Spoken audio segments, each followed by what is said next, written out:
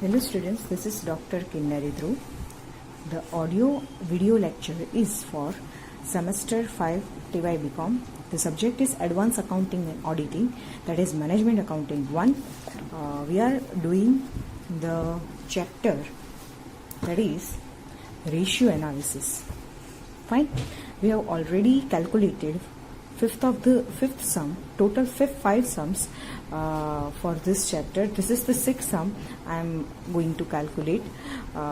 One more thing, ये जो ratio analysis हम चैप्टर कर रहे हैं, ये चैप्टर तभी आप अच्छे से एग्जाम में प्रेजेंट कर सकते हो जब आपको सारी फॉर्मूलाज याद रहे. आपको बुक में बहुत अच्छे से लिस्ट बना के सारी फॉर्मूलाज दी है. सी हियर प्रॉफिटेबिलिटी रेशियोज, ठीक है, profit on the basis of gross profit, profitability ratios on basis of investments, liquidity ratios. तो बहुत फॉर्मूला अच्छे से बना के दी है. तो आई am just suggesting that before doing this chapter study this formulas. कहाँ पे कौन सा, मतलब for an example capital gearing ratio है तो उसमें गियरिंग रेशियो दिया है, ठीक है, तो उसका फॉर्मूला है preference capital plus debentures divide by equity share capital. तो न्यूमरेटर में क्या आएगा, डिनोमिनेटर में क्या आएगा, ये भी अच्छे से रिमार्क्स में दिया है, ठीक है. तो ये एक आपको मुझे बताना था कि ये चैप्टर तभी आप एग्जाम में अच्छे से विदाउट एनी मिस्टेक कर पाओगे अगर आपको इसकी फॉर्मूलाज याद है. तो आज हम एक और सम कैलकुलेट करेंगे. ये सम पूछा है गुजरात यूनिवर्सिटी एग्जाम में in the year 2010. The sum has been asked for 14 marks. There are 2 years balance sheet and you have to calculate 7 ratios for this 2 years. तो ये 14 marks में आपका एक स्टैंडर्ड सम है. ऐसा रिपीट हो सकता है, ठीक है, but with a different amount. तो ये आज हम ये सम करेंगे जो, so I am just read the sum. The following are the balance sheet of Kabir Limited as on 31st March 2008 and 31st March 2009. आपको लायबिलिटीज साइड दिया है equity share capital, preference share capital and 12% debentures. ये total capital employed है, ये share capital है और ये long term डेप्ट है. नीचे दिया है general reserves and profit and loss account. ये रिजर्व्स एंड सरप्लस हो जाएंगे. Bank overdraft, creditors and bills payable, ये आपका करंट लायबिलिटीज है, ठीक है. तो ये लायबिलिटी साइड है. असेट साइड्स आपको दिया है लैंड एंड बिल्डिंग,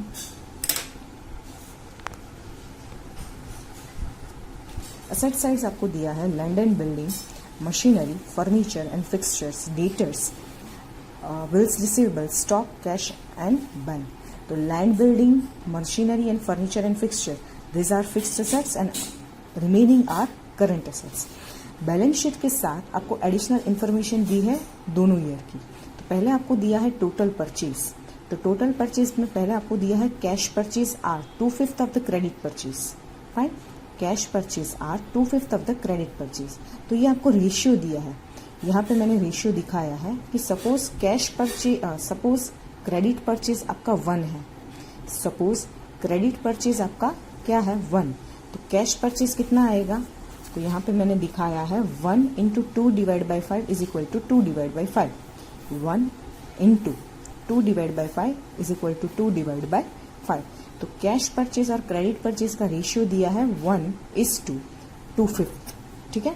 और इसके साथ दोनों का समेशन क्या हो जाएगा, cash purchase plus credit purchase is equal to total purchase. तो दोनों रेशियो में समेशन दिया है पहले ईयर में, दैट इज टोटल परचेज. 2008 में दिया है 6,30,000 एंड 2009 में दिया है 9,80,000. फिर आपको दिया है net profit after interest and tax 1 lakh and 1,50,000. तो ये डिविजिबल प्रॉफिट हो गया. डिविजिबल प्रॉफिट किसके लिए हो गया, क्योंकि इसमें से इंटरेस्ट भी आपने पे कर दिया, टैक्स भी पे कर दिया. ये जो प्रॉफिट बचा ये equity share holders and preference dividend के लिए है, ठीक है. तो पहले से इसमें आप प्रेफरेंस डिविडेंड देंगे जो भी उसका रेट है उस हिसाब से. उसके बाद आप इक्विटी शेयर होल्डर्स को जो भी डिविडेंड रेट है वो दे सकते हैं. तो ये जो आपको प्रॉफिट दिया है वो डिविजिबल प्रॉफिट दिया है, net profit after interest and tax. नीचे आपको दिया है क्रेडिट सेल्स 3 लाख एंड 3,60,000. लेकिन ब्रैकेट में आपको बोला है कि ये जो क्रेडिट सेल्स है वो टोटल सेल्स का 75% है। तो credit sales and total sales का रेशियो दिया है, रेशियो क्या हो जाएगा 75:100। ये क्रेडिट सेल्स है और ये टोटल सेल्स है। तो इसके बेसिस पे आप दोनों ईयर्स का टोटल सेल्स फाइंड आउट कर सकते हैं। ये जो इन्फॉर्मेशन दी है, क्या इन्फॉर्मेशन दी है, एक तो बैलेंस शीट दे दी है दोनों मंथ दोनों ईयर की, और दूसरा दिया है एडिशनल इन्फॉर्मेशन। ये इन्फॉर्मेशन के बेस पे आपको इतने रेशियोज फाइंड आउट करने हैं। Current ratio, rate of return on capital employed, creditors ratio, rate of return on equity share holders funds, capital gearing ratio, long term funds to fixed assets and net profit ratio. तो यहाँ पे मैंने एक presentation tabular form में solution के लिए एक table बनाया है ऐसे, ठीक है।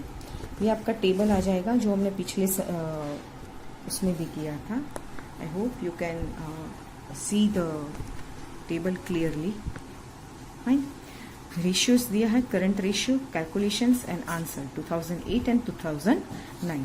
तो यहाँ पे हम रेशियोज लिखेंगे, यहाँ पे आप फॉर्मूलाज भी लिख सकते हो साइड में नीचे। यहाँ पे पूरी कैलकुलेशन आएगी और दोनों ईयर के रेशियोज आ जाएंगे। तो पहला रेशियो है करंट रेशियो। तो करंट रेशियो का फॉर्मूला है current ratio is equal to current assets and current liability.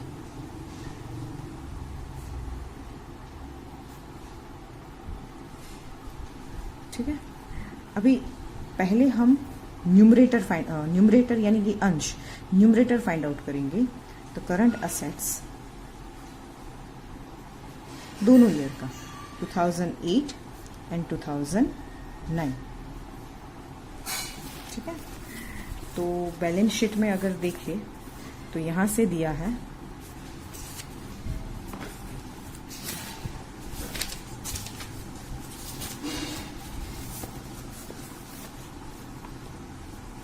Debtors, bills receivable, stock and cash and bank.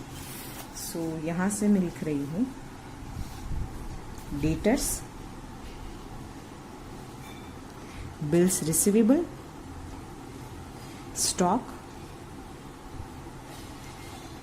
Cash and bank, ठीक है।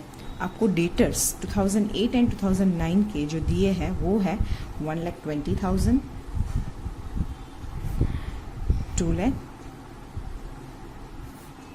ठीक है। फिर 50,000 एंड 50,000 दोनों ईयर्स के बिल्स रिसीवेबल,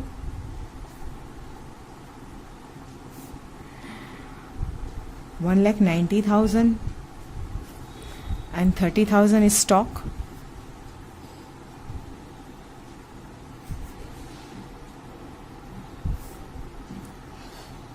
कैश दी है 40,000 एंड 1 लाख, ठीक है। मैंने क्या किया है, सिर्फ जो भी करंट एसेट्स दी थी, ये debtors, bills receivable, stock and cash and bank, वो टेबुलर फॉर्म में लिख ली है यहाँ पे कॉलम वाइज। तो ये जो हो गई हमारी करंट एसेट्स हो गई दोनों year. Just make summation of this figures. 1,20,000 plus 50,000 plus 1,90,000 plus 40,000, तो 4 लाख, ठीक है। First of all this is the current assets for 2008। Now for 2009 2 lakh plus 50,000 plus 30,000 plus 1 lakh, 3,80,000। फिर न्यूमरेटर फाइंड आउट हो गया। अब आप डिनोमिनेटर फाइंड आउट करेंगे, दैट इज करंट लायबिलिटीज। तो यहाँ पे करंट लायबिलिटीज दोनों ईयर का 2008 एंड 2009। तो 2008 में आपको यहाँ से bank overdraft 1 lakh, 1,30,000, creditors 1,20,000 and 1,50,000, bills payable 80 and 1 lakh. ये जो है कैपिटल है, ये 12% डिबेंचर्स, तो लॉन्ग टर्म डेप्ट हो गई। General reserves and profit and reserves comes for reserves and surplus. सिर्फ इतनी ही आपकी करंट लायबिलिटीज है, BOD, creditors and bills payable, ठीक है। तो यहाँ पे I am just going to write down BOD, bills payable and creditors. तो बैंक ओवरड्राफ्ट आपको दिया है 1 lakh for year 2008 and 1,30,000 for 2009. Creditors 1,20,000. Sorry, bills payable 1,20,000 and 1,50,000. And bills payable यहाँ पे हम क्रेडिटर्स कर देते हैं क्योंकि पहले क्रेडिटर्स दिया है और ये आपको दिया है बिल्स पेएबल। ठीक है, ऊपर नीचे लिख दिया था मैंने। क्रेडिटर्स दिया है 2008 में 1,20,000 एंड 2009 में 1,50,000 और बिल्स पेएबल दिया है आपको 80,000 और 1 लाख। अब इस सबका समीशन इसका 3 लाख आएगा। You can just count out, ये 3 लाख हो गई आपकी current liabilities for 2008 and for 2009 the summation will be 1,30,000 plus 1,50,000 plus 1 lakh, तो 3,80,000 आ जाएगा। ठीक है, तो बस आपको दोनों फिगर्स मिल गए हैं, that is current assets and current liabilities. Put this figures into our ratio.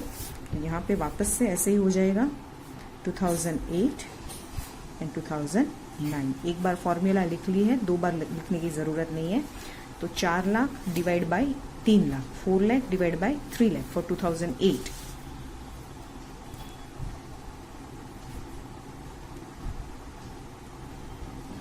तो आंसर आएगा आपका 4 डिवाइड बाई 3, 1.33:1। ये आंसर आ गया 2008 का। अब 2009 का 3,80,000 डिवाइड बाई 3,80,000। करंट असेट्स भी आपकी 380 है और करंट लायबिलिटीज आपकी 380 है।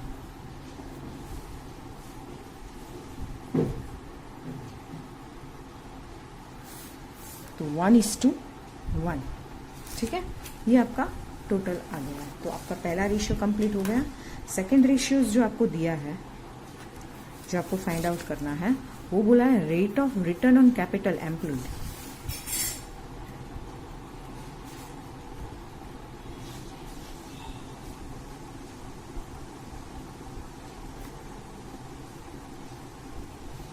इसकी फॉर्मूला है net profit before interest and tax divided by total capital employed multiplied by 100। ठीक है, net profit before interest and tax divide by total capital employed multiplied by 100। तो अब पहले न्यूमरेटर फाइंड आउट करेंगे। नेट प्रॉफिट में just abbreviation में लिख रही हूँ, net profit before interest and tax, NPBIT, net profit before interest and tax. ये हमको चाहिए, लेकिन आपको जो एडिशनल इंफॉर्मेशन में दिया है वो क्या दिया है, net profit after interest and tax. तो अभी हमको चाहिए बिफोर, तो ये इंटरेस्ट एंड टैक्स जो इस दोनों फिगर में लेस किए थे, डिडक्ट किए थे, वो वापस से क्या करने पड़ेंगे, एडिट करनी पड़ेगी, एडिशन करना पड़ेगा, उसका समेशन करना पड़ेगा। तो आपको क्या मिल जाएगा, net profit before interest and tax. तो जो दिया है वो मैं पहले लिख रही हूँ यहाँ पे 2008 एंड 2009। ठीक है, तो आपको दिया है net profit after interest and tax. ठीक है, तो जो फिगर्स है वो है 1 लाख एंड 1,50,000। अभी इसका एक सीक्वेंस है, जो पहले डिडक्ट, जो लास्ट में डिडक्ट हुआ था वो पहले ऐड होगा। ठीक है, तो यहाँ पे पहले क्या ऐड करेंगे, आफ्टर इंटरेस्ट एंड टैक्स, यानी कि पहले इंटरेस्ट डिडक्ट हुआ होगा, उसके बाद टैक्स। तो पहले हमको टैक्स ऐड करना पड़ेगा, फिर जो आएगा उसमें हम इंटरेस्ट ऐड करेंगे। समझ में आया? एक सीक्वेंस होता है कोई भी प्रॉफिट P&L लॉस का। अगर मुझे यहाँ पे कोई सम दिखे मैं आपको शो करती हूँ। हाँ देखो, ये रहा, ये सब में आपको इंफॉर्मेशन दी है। Sales, cost of good sold, gross profit निकाला, उसमें से पहले इंटरेस्ट डिडक्ट किया, इंटरेस्ट डिडक्ट करने के बाद टैक्स डिडक्ट किया, तो ये आपका हो गया net profit after interest and tax. और ये जो था net profit before interest and tax. अगर net profit after interest and tax से हमको net profit before interest and tax में जाना है तो पहले टैक्स ऐड करना पड़ेगा, उसके बाद इंटरेस्ट ऐड करना पड़ेगा। ऐसा नहीं कि पहले इंटरेस्ट ऐड कर दो फिर टैक्स ऐड कर दो। जो सीक्वेंस है, अगर आप नीचे से ऊपर जाओगे या ऊपर से नीचे आओगे, यहाँ से नेट प्रॉफिट, तो पहले इंटरेस्ट डिडक्ट होगा और इसके बाद टैक्स डिडक्ट होगा। लेकिन यहाँ से अगर net profit after interest and tax से जाना है net profit before interest and tax में, तो पहले आपको टैक्स ऐड करना पड़ेगा और उसके बाद इंटरेस्ट ऐड करना पड़ेगा। तो सेम वे हम जो ये सम कर रहे हैं उसमें भी वही होगा कि पहले हम टैक्स ऐड करेंगे, tax add tax at the rate of 50%। जब टैक्स कटा होगा तो 50% से होगा, तो ये दोनों 50% होगा, ये भी 50% होगा और ये भी 50% होगा, तभी टोटल 100% आएगा। तो 1 लाख पे जो प्रॉफिट आफ्टर टैक्स है तो उस पे भी 1 लाख टैक्स आपको दिया होगा, तभी ये 50 हो गया, इक्वल हो गया 50:50। तो टोटल कितना आएगा? 2 लाख। समझ में आया कि 2 लाख टैक्स है तो 50% कितना है? 1 लाख। तो 1 लाख टैक्स में गया और 1 लाख का प्रॉफिट मिला। समझ में आया? तो वैसे ही यहाँ पे 1,50,000 आएगा, तो टोटल प्रॉफिट कितना आ जाएगा? 3 लाख। ये जो मिला ये आपको मिला नेट प्रॉफिट आफ्टर टैक्स। अब इसमें क्या ऐड होगा? इंटरेस्ट। ठीक है। अब इंटरेस्ट का कोई भी आपको एडिशनल इंफॉर्मेशन दी नहीं है कि इंटरेस्ट एक्सपेंस इतना है, लेकिन आप बैलेंस शीट में देखोगे तो 12% डिबेंचर्स दिया है, तो यही मेजर इन्वेस्टमेंट्स आपको यही आपको इंटरेस्ट एक्सपेंस लग रहा होगा कि 1 लाख दोनों ईयर्स में जो आपको डिबेंचर्स दिए हैं उसमें rate of the interest rate क्या है? 12%। तो वही हर ईयर इंटरेस्ट आप कितना पे करते होगे? 1 लाख पे 12,000। तो ये इंटरेस्ट आपको जस्ट ऐड कर देना है। इंटरेस्ट 12,000, क्योंकि 1 लाख पे 12% पूरे साल का 12,000। तो अभी आपको जो हमारा न्यूमरेटर था that is net profit before interest and tax, net profit before interest and tax, ये आपको मिल गया 2,12,000 और 3,12,000। ठीक है। अभी डिनोमिनेटर टोटल कैपिटल एम्प्लॉयड,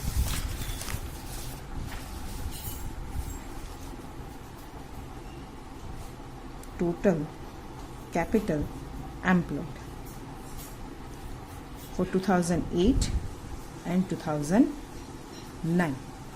तो जितनी भी कैपिटल है जो आपने बिजनेस में लगाई है, whether it is in equity form, whether it is in a preference form और whether it is in a long term डेप्ट, यानी कि डिबेंचर्स है, बैंक लोन है, जो लॉन्ग टर्म है वो, और साथ साथ इसमें आ जाएगा जनरल रिजर्व्स एंड प्रॉफिट, जो भी रिजर्व्स एंड सरप्लस है, बिकॉज रिजर्व्स एंड सरप्लस पे पहला हक किसका होता है? इक्विटी शेयर्स का। तो टोटल कैपिटल में क्या आ जाएगा? Equity share capital, preference share capital, 12% debentures plus reserves and surplus. तो ये जो है ये आपकी टोटल कैपिटल एम्प्लॉयड है। ठीक है। तो यहां से हम लोग ले रहे हैं, पहला आएगा equity capital, preference capital, debentures जो आपको 12% में दिए हैं, general reserves and profit and loss account, credit balance. तो जो भी फिगर आप दिया है वही मैं लिख रही हूँ। 5 लाख, 6 लाख, 3, 3, 1, 1, 70 and 120, 130 and 80। तो 5 lakh, 6 lakhs, 3 lakh, 3 lakh, 1 lakh, 1 lakh, 70, 120, 130 है 80,000। तो ये जो है ये आपकी टोटल कैपिटल एम्प्लॉयड है। इसका समीशन आ जाएगा 5 lakhs,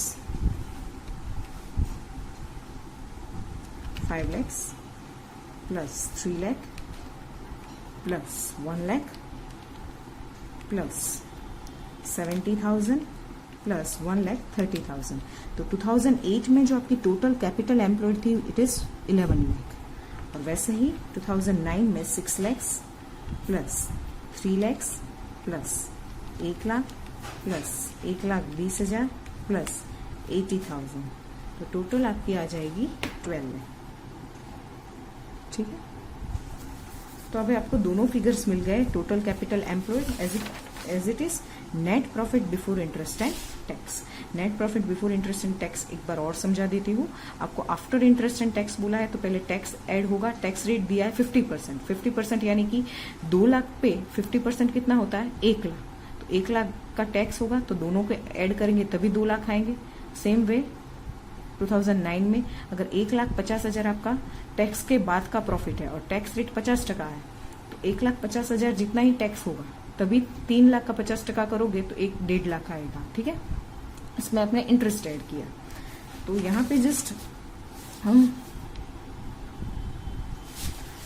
फिगर्स हमारे रेशियो में रख देते हैं फॉर 2008 एंड फॉर 2009। ठीक है,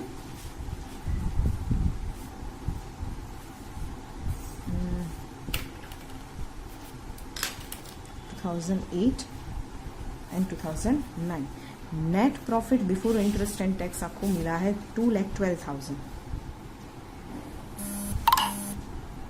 और ये है आपका 11 लाख। तो आपका रेशियो आ जाएगा 2,12,000 डिवाइड बाय 11 लाख, 0.19। ठीक है, मल्टीप्लाइड बाय 100 करोगे तो 19.27 19.27%। और 2009 में आपको दिया है 3,12,000। ठीक है, और डिवीजन में आ जाएगा 12 lakh multiplied by 100, 3,12,000 multiplied by 100 divide by 12 lakh, 26%। ठीक है, तो ये आपका हो गया rate of return on capital employed. Now number 3, जो थर्ड रेशियो है वो रेशियो है creditors ratio. Number of days is 360 days. तो पहले फॉर्मूला लिख लेते हैं।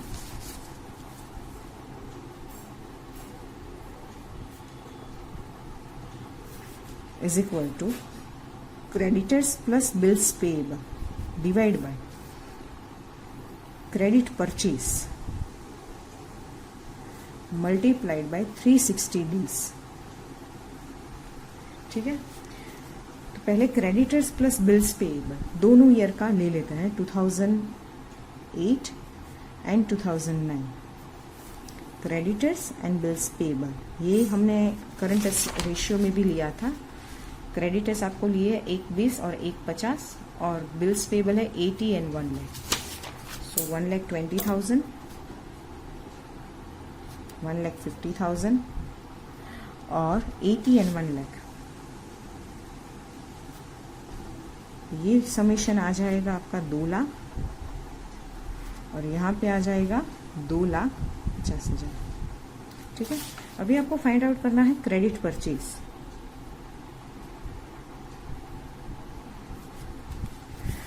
तो क्रेडिट परचेज यहाँ पे आपको दिया है, टोटल परचेज दिया है 6,30,000 एंड 9,80,000 फॉर 2008 एंड 2009, और रेशियो दे दिया है cash purchase and are 2/5 of the credit purchase. तो यहाँ पे पहले मैं एक फॉर्मूला लिख रही हूँ, total purchase is equal to cash purchase plus credit purchase. फिर आपको बोला है कि cash purchase is 2/5 of credit purchase, और फिर आपको सम में दिया है total purchase is equal to दोनों ईयर का जो भी है 6,30,000 एंड 9,80,000। ये है 2008 का और ये है 2009 का। तो पहले हम 2008 का कैलकुलेट करते हैं, ठीक है, फिर 2009 में जाएंगे। ये इतना समझ में आ गया होगा कि total purchase is equal to cash purchase plus credit purchase. फिर आपको बोला है सम में कि cash purchase is 2/5 of the credit purchase, और फिर आपको दिया है टोटल परचेस। तो पहले मैं 2008 का कैलकुलेट कर रही हूँ। यहाँ पे suppose credit purchase is X, fine. Therefore cash purchase कितना आ जाएगा, 2/5 बोला है, तो X इंटू 2 डिवाइड बाई 5 यानी 2/5 X।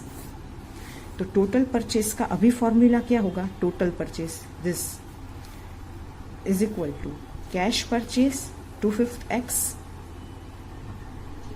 2 divide by 5X plus X, ठीक है। अभी टोटल परचेस का अमाउंट दे दिया है 6,30,000, तो 6,30,000 देयरफॉर 6,30,000 मल्टीप्लाइड बाई, यहाँ पे एलसीएम लेके कितना आ जाएगा, 2X plus 5X divide by 5। Cross multiplication 2 plus 5 7X is equal to 6,30,000 multiplied by 5। Therefore X यानी कि क्या, credit purchase, X is equal to credit purchase कितना आ जाएगा, 6,30,000 मल्टीप्लाइड बाई 5 31,50,000 डिवाइड बाई 7 में चला जाएगा denominator. Therefore credit purchase is equal to 4,50,000, ठीक है।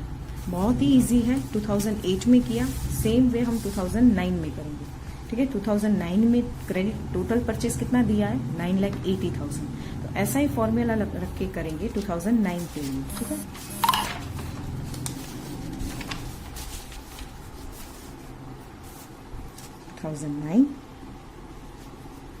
ठीक है, कैश परचेस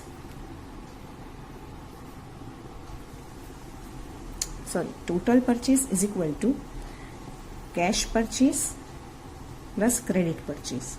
अभी दोनों ईयर में फॉर्मूला रेशियो तो सेम ही है, यानी कि 2/5 X प्लस X। यहाँ पे आपको जो टोटल परचेस दिया है वो कितना दिया है, 9,80,000।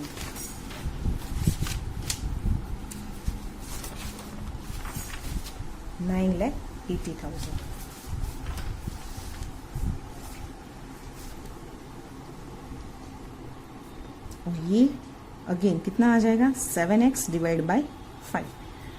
तो X is equal to credit purchase is equal to 9,80,000 multiplied by 5 divide by 7। तो क्रेडिट परचेस आपका 9,80,000 multiplied by 5 divide by 7 lakh. तो दोनों ईयर का आपको क्रेडिट परचेस मिल गया 4,50,000 एंड 7 lakhs, और न्यूमरेटर भी आ गया है, ये रहा 2 lakh एंड 2,50,000। तो हमारी जो रेशियो है उसमें रख देते हैं। तो पहले आ जाएगा 2008 का और इसके नीचे आ जाएगा 2009, ठीक है। आप ऐसे भी लिख सकते हो। तो 2008 में 2 lakhs डिवाइड बाय आपका जो क्रेडिट परचेस है 4,50,000 मल्टीप्लाइड बाय 360 डेज, ठीक है। तो आंसर इज 2 lakh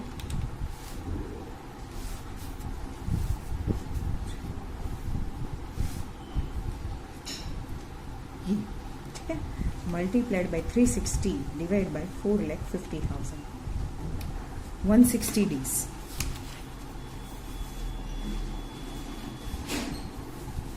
2009 में आंसर आ जाएगा, 2009 में आंसर आएगा 2,50,000 डिवाइड बाई 7 lakhs, ठीक है, 2,50,000 divide by 7 lakhs,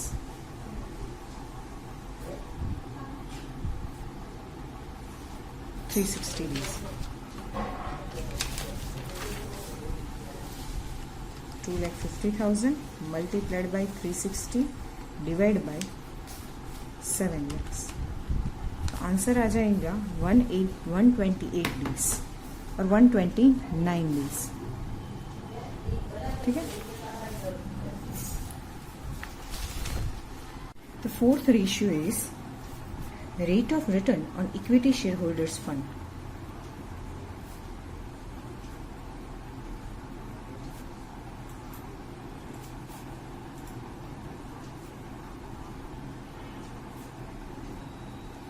The formula for rate of return on equity shareholder fund is profit after tax, or we can say divisible profit.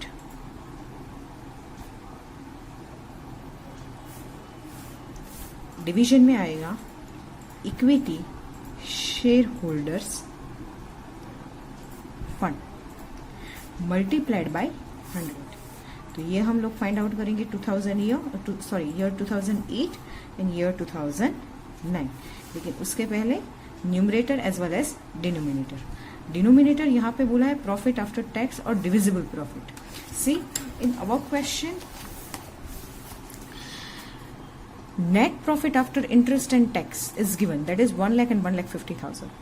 लेकिन अगर preference share capital दी है तो प्रेफरेंस शेयर कैपिटल आपको यहां से deduct करनी पड़ेगी, तो ही आपको कौन सा प्रॉफिट मिलेगा, डिविजिबल प्रॉफिट. समझ में आया. Profit after tax and divisible profit एक हो सकते हैं जब प्रेफरेंस शेयर कैपिटल नहीं दी है, लेकिन अगर प्रेफरेंस शेयर कैपिटल दी है तो आपको डिविजिबल प्रॉफिट कंसीडर करना है, प्रॉफिट आफ्टर टैक्स नहीं. तो पहले हम लोग फाइंड आउट करेंगे डिविजिबल प्रॉफिट. तो divisible profit for 2008 and 2009. Now one more thing, 2008 and 2009 profit after tax आपको दिया है 1 लाख एंड 1,50,000, ठीक है. तो ये profit after tax interest and tax जो भी है, interest and tax, profit after interest and tax 1 lakh और 1,50,000. इसमें से लेस करेंगे preference dividend, preference share dividend, ठीक है. तो प्रेफरेंस शेयर कैपिटल आपको दी है 10%, 3 lakhs एंड 3 lakhs. तो पूरे ईयर का इंटरेस्ट आएगा 3 लाख का 10% 30,000 पर एनम. तो minus preference share dividend 3 lakh into 10 divided by 100, that is 30,000 as well as 30,000. तो आपका डिविजिबल प्रॉफिट आ जाएगा 70,000 एंड 1,20,000, ठीक है. अब second, equity share holders fund.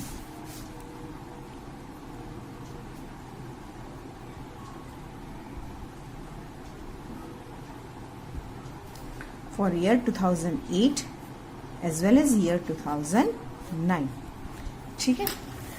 तो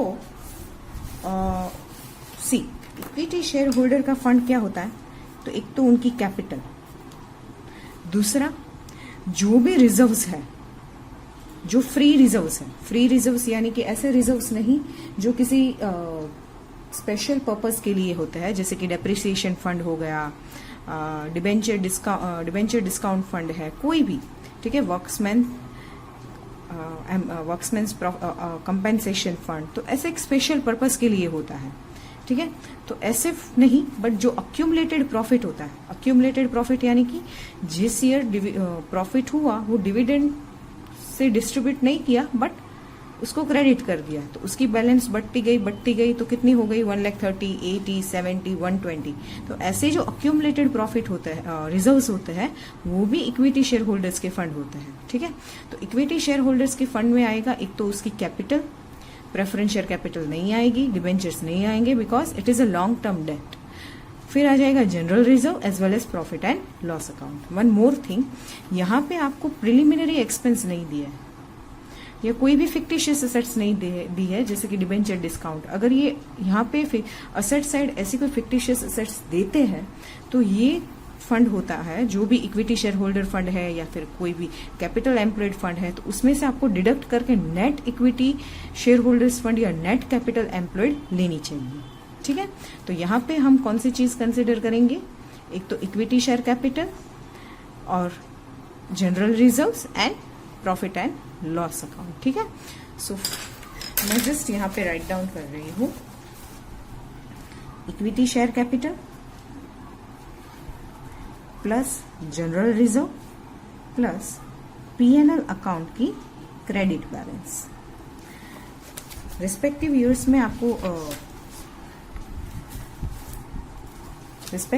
में आपको अमाउंट दी है 5 लाख 2008 में, 2009 में 6 लाख, फिर 12% डिबेंचर्स है 1 लाख, फिर दिया है 70,000 और 1,20,000। तो टोटल करेंगे तो यहाँ पे आ जाएगा 6,70,000 और 8,20,000। ठीक है, अब आपको दोनों फिगर मिल गए हैं, 1 और 2।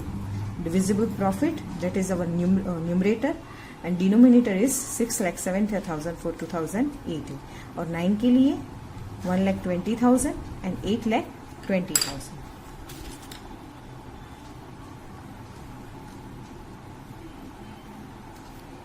ठीक है, तो यहाँ पे just put this figure into our ratio.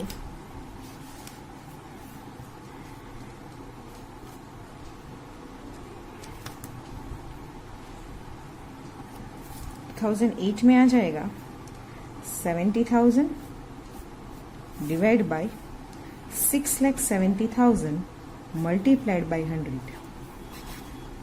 So 70,000 multiplied by 100 divided by 6,70,000. 10.45%. Same way 2009 में 1,20,000 डिवीजन में आ जाएगा 8,20,000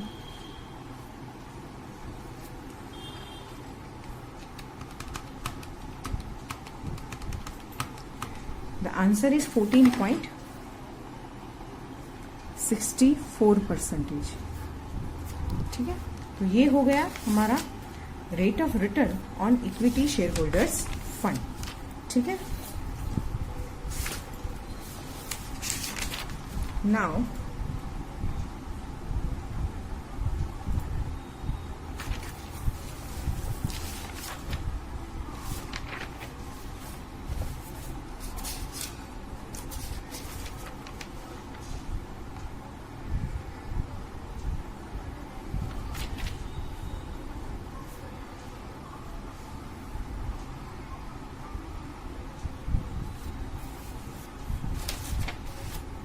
नेक्स्ट आ जाएगा capital gearing ratio.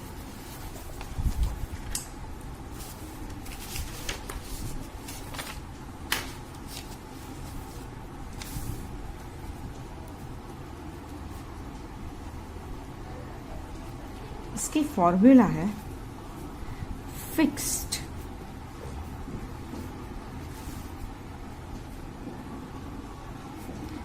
interest and dividend bearing securities divided by equity share capital. Fixed dividend bearing securities and equity share capital, ये उसकी formula है। Now fixed interest and dividend, fixed interest किस में होता है? डिबेंचर्स में, sorry fixed interest debentures में होता है, और डिविडेंड किस में होता है? प्रेफरेंस शेयर में। तो ऐसे ये फॉर्मूला हम मॉडिफाई करके ऐसे भी लिख सकते हैं, debentures plus preference share capital divide by equity share capital. Now the formula is very much easy, 2008 as well as 2009. तो 2008 में आपको fixed dividend and interest 3 lakh और 1 लाख, ठीक है, और डिवीजन में आ जाएगा 5 लाख। तो यहाँ पे आ जाएगा 3 लाख,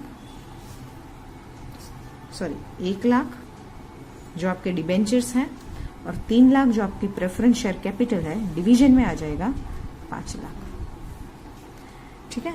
तो 4 लाख डिवाइड बाय 5 लाख, ठीक है। आंसर आ जाएगा आपका 0.8। अगर 100 से मल्टीप्लाई करेंगे तो 80%। और वही इक्विटी शेयर कैपिटल 2009 में है 6 लाख, जबकि प्रेफरेंस शेयर कैपिटल और डिबेंचर्स में कोई चेंज आया नहीं है। तो 1 lakh plus 3 lakh divide by 6 lakh, और यहाँ पे आ जाएगा 4 lakh divide by 6 lakh. Answer is 0.66, ठीक है। 100 से मल्टीप्लाई करेंगे तो 0.66% आ जाएगा। इस टू 1 लिख सकते हैं, ठीक है। The next is long-term funds to fixed assets. Long-term fund to fixed assets, ठीक है। तो यहां पे number 5, long-term fund to fixed assets ratio. Answer formula is long-term funds divide by fixed assets, ठीक है। नाउ लॉन्ग टर्म फंड्स किसको बोलेंगे? Equity share capital, yes. Preference share capital, yes. Debentures, yes. तो जो लॉन्ग टर्म में company जिसको acquire करती है, ऐसे फंड्स को लॉन्ग टर्म बोलेंगे। Bank overdraft long term fund में नहीं आता, बिकॉज यू हैव टू पे विद इन शॉर्ट पीरियड। तो आप जो भी कैपिटल है, एम्प्लॉयड है, उसको लॉन्ग टर्म में ले सकते हो। हमारे सम में equity share capital is long term fund, preference share capital is a long term fund and debenture is long term fund. ये नहीं आएगा, ठीक है।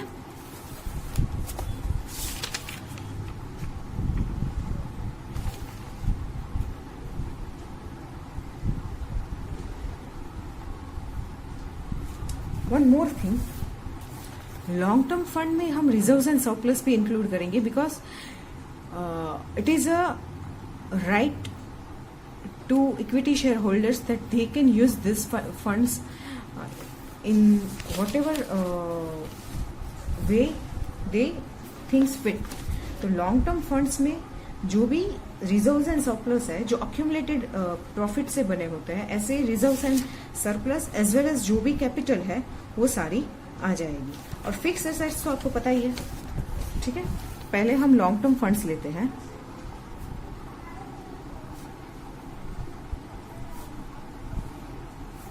(2008 and 2009) पहले तो इक्विटी शेयर कैपिटल,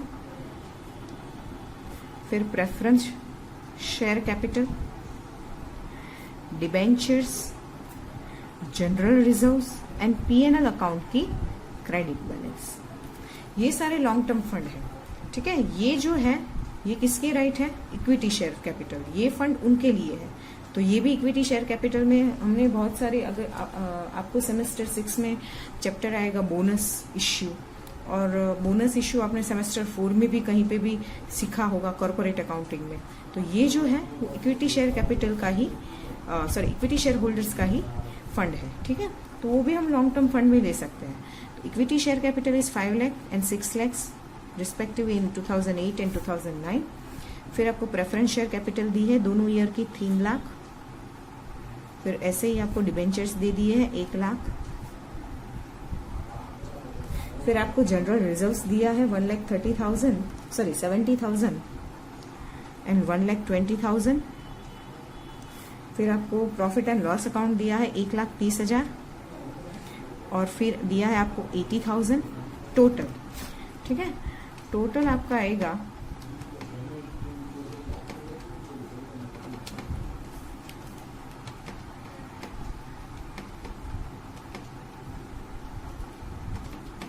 11 लाख, ठीक है। फिर यहाँ पे 6 lakh plus 3 lakh plus 1 lakh plus 1,20,000 plus 80,000 12 lakh. और वैसे ही fixed assets,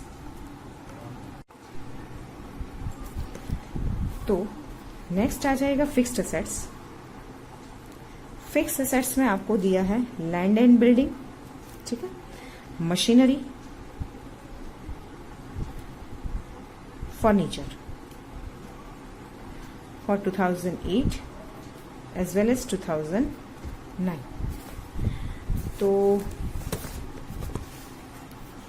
land and building यहाँ पे 5 lakh, 6 lakh, 3,50,000 and 4 lakh. Furniture and fixture 1,50,000 and 2 lakh, ठीक है। तो just as it is we write down 5 lakh, 6 lakh, 3,50,000, 4 lakhs, 1,50,000 and 2 lakhs।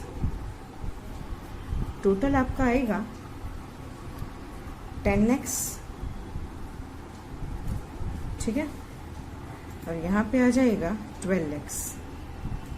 तो दोनों फिगर है आपके पास 11 lakhs एंड 10 lakhs। तो लॉन्ग टर्म फंड्स आपके पास आ गया है। तो just put this figure into our ratio. यहाँ पे मैंने जगह नहीं रखी है, लेकिन फिर भी आपको एक आइडिया आ सकता है 2008 as well as 2009। 11 lakhs divide by 10 lakhs, ठीक है। और फिर सेकेंड आपका जो दिया है वो है 12 lakhs divide by 12 lakhs, 12 lakhs divide by 12 lakhs, ठीक है। और तो 2008 का आंसर आ जाएगा 11 divide by 10 is equal to 1.1। ये यहाँ पे लिख रही हैं 1.1 is to 1। और ये आ जाएगा 12 डिवाइड बाई 12 1:1, ठीक है। तो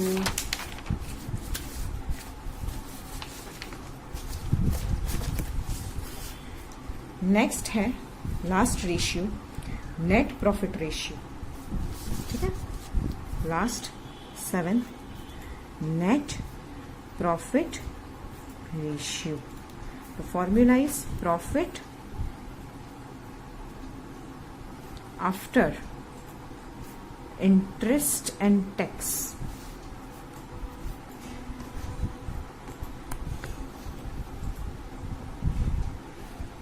Profit after interest and tax divide by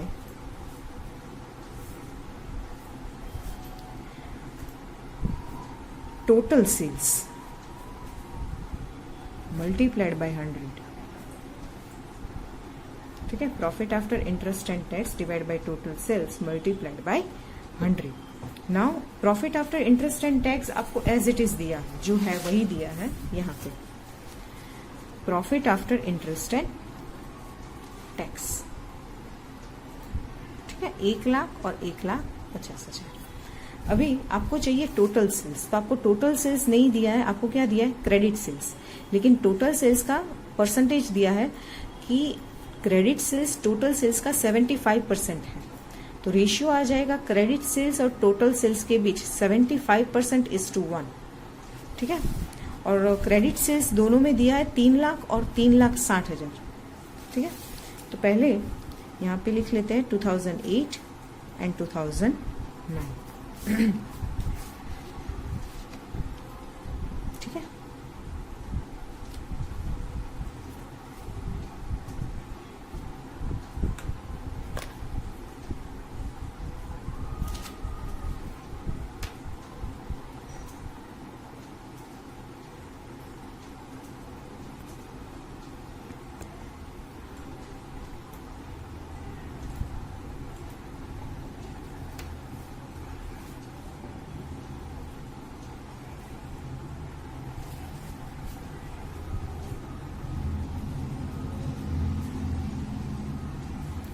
तो पहले हम फाइंड आउट करेंगे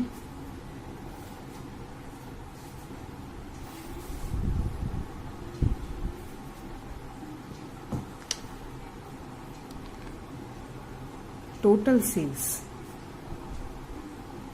अभी क्रेडिट सेल्स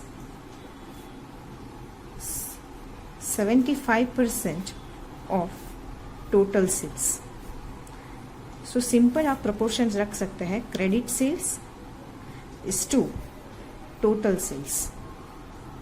ठीक है, तो पहले हम लोग 2008 के लिए करेंगे। ठीक है, 2008 अगर क्रेडिट सेल्स आपका 75 है तो आपका टोटल सेल्स कितना होगा, 100।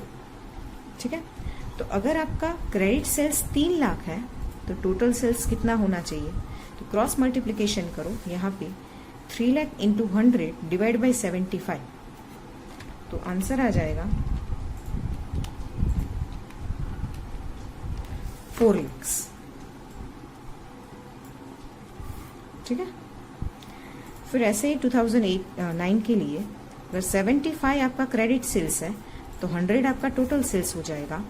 3,60,000 आपको दिया है क्रेडिट सेल्स, तो आपका टोटल सेल्स कितना, 3,60,000 मल्टीप्लाइड बाय 100 डिवाइड बाय 75, 4,80,000। ठीक है, 4 लाख एंड 4,80,000। तो just put this figures into a ratio. आपको 2008 में net profit after interest and tax दिया है 1 लाख और आपका टोटल सेल्स आया 4 लाख मल्टीप्लाइड बाय 100। ठीक है, तो आंसर आ जाएगा आपका 25%। वैसे ही 2009 में आपका total net profit after interest and tax है 1,50,000 और आपका नेट टोटल सेल्स आया 4,80,000। ठीक है,